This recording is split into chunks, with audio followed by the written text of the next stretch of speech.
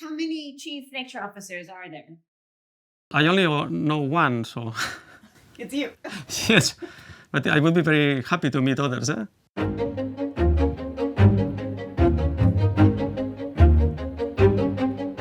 Chief Nature Officer is the one that places nature in the decision-making table of an organization.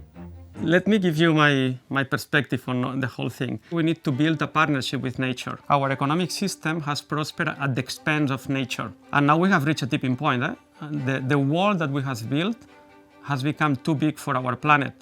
We need to invest in nature to avoid the unmanageable and to manage the unavoidable. Nature is the basis for any economic activity. There are studies that show that more than 55% of the GDP depends directly on nature. Look, it is the most reliable business partner we have. If you invest in nature, nature will deliver. Let's use the example of coffee.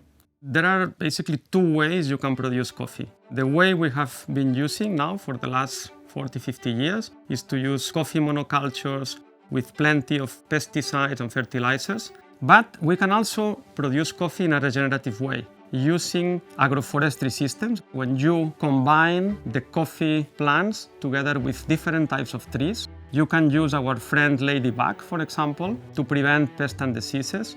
If you do that, for every ton of coffee that we are producing, you are absorbing 10 tons of CO2. The production in the medium long term will increase because basically the other system is not sustainable. It's very important, especially in a context of rapid environmental changes, when we restore land, that we create resilient landscapes. Biodiversity is the life insurance of life. Life needs diversity, like you need diversity in a financial portfolio. For any ecosystem where you want to build this partnership, this business partnership, you need to understand the roles of different species, including the keystone species. These keystone species act as a glue to keep the ecosystem working. You have the starfish, they eat the mussels, because if there are too many mussels, then the seaweed doesn't grow, and then there are many other animals that would not have enough food. It can be an animal, it can be even a flower. A fig, for example, can be a keystone species. Based on its relationships with wasps, they need each other. You could say that the financial sector should be, in a healthy economy, a keystone actor.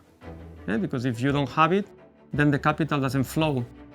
And we need capital to flow to the right businesses and to the right opportunities to keep the economy functioning. Nature provides us with everything we need, but it cannot provide for everyone's greed.